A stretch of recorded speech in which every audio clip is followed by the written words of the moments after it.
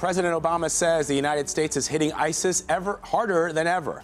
The president gave an update on the fight today against the terror group after meeting with his national security advisors at the Pentagon. President Obama has been under fire for a strategy for some, saying that he is not strong enough on the issue. Well, today the president tried to quiet those critics by offering specifics on the impact the U.S. mission has had. We are hitting ISIL harder than ever. Coalition aircraft, our fighters, bombers, and drones have been increasing the pace of airstrikes, nearly 9,000 as of today. We're going after ISIL from their stronghold right in downtown Raqqa to Libya, where we took out Abu Nabil, the ISIL leader there. The point is, ISIL leaders cannot hide, and our next message to them is simple: you are next. So far, ISIL has lost about 40% of the populated areas it once controlled in Iraq, and it will lose more. Iraqi forces are now fighting their way deeper into Ramadi. They're working to encircle Fallujah and cut off ISIL supply routes into Mosul. Again, these are urban areas where ISIL is entrenched. Our partners on the ground face a very tough fight ahead, and we're going to continue to back them up with the support that they need to ultimately clear ISIL from Iraq.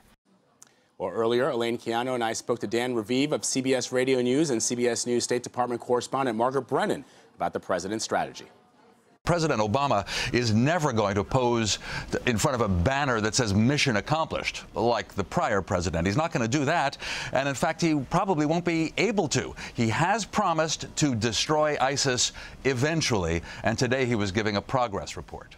Margaret, I want to ask you about some of that rhetoric that we were just hearing from the president, the more forceful rhetoric about, if you're an ISIS leader, the message from the U.S. is that you cannot hide. Essentially, you're next. Realistically, what are the chances of accomplishing some of these things for the duration of the president's term?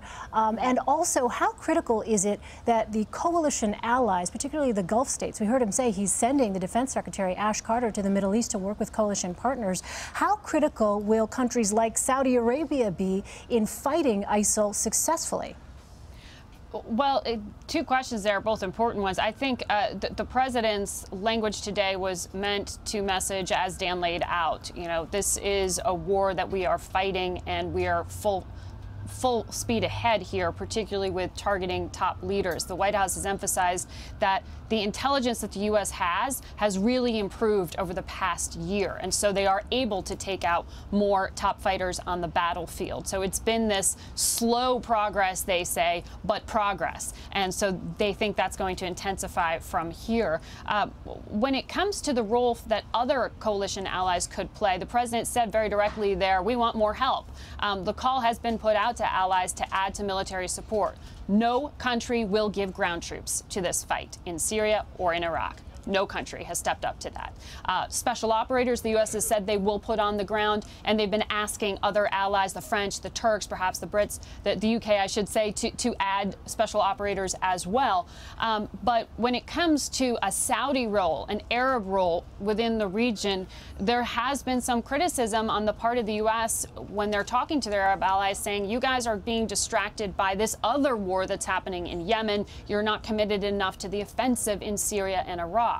The counter to that is that the U.S. has been frank. It doesn't really need any help with airstrikes. It needs intelligence. That's what they're leaning on the Arab allies to help step up and give. They're also, and this is a different angle here, diplomatically leaning on the Saudis and Arab states to bring the Syrian civil war to an end. So you just saw this past week Saudi Arabia hold a big conference of the Syrian opposition, basically trying to twist arms and say, guys, you need to get organized, come in with an agenda, and be able to sit down and negotiate across the table from the Syrian president, Bashar al-Assad's delegation, because the U.S. is trying to get those talks going by as soon as January 1st. And it's been a heck of a lot easier for Russia to step up and bring their patron, Bashar al-Assad, to the table than it has been for the Arabs in the U.S. to get the Syrian opposition together to sit down. So that's where the U.S. is pushing the Arab allies, deliver on us diplomatically, because they're not seeing the kind of military support